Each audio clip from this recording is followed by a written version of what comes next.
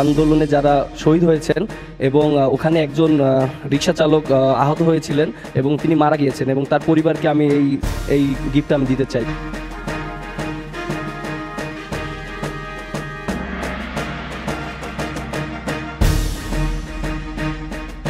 আমি এই man of the সিরিজটা বৈষম্য বিরোধী ছাত্র আন্দোলনে যারা শহীদ হয়েছেন ওখানে একজন রিক্সা চালক আহত হয়েছিলেন এবং তিনি মারা গিয়েছেন, এই গিফটটা আমি তাদের পরিবারকে দিতে চাই।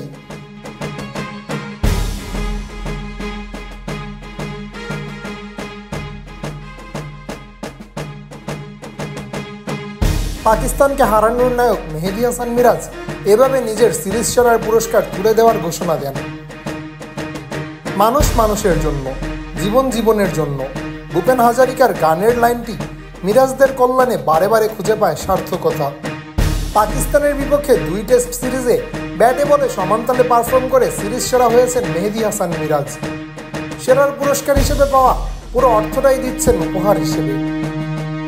সম্প্রতি দেশে বৈষম্য বিরোধী ছাত্র আন্দোলনে আহত হওয়া এক রিক্সা চালক মারা গেছেন।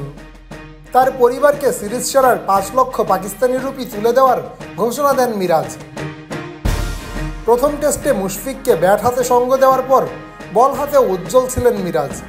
দ্বিতীয় ও শেষ টেস্টে বজায় রাখেন পারফরম্যান্সের ধারাবাহিকতা। প্রথম ইনিংসে 5 উইকেট তুলে নিয়ে পাকিস্তানকে আটকান 300-র নিচে। পরে ব্যাট করতে নেমে ভুগতে থাকা দলের ত্রাতা হয়ে হাজির হন।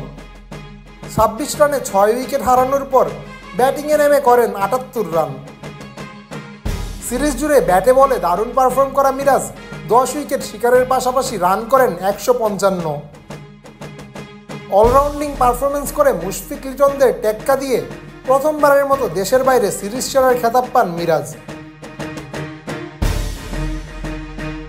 জামান আশরাফ, টিম স্পোর্টস।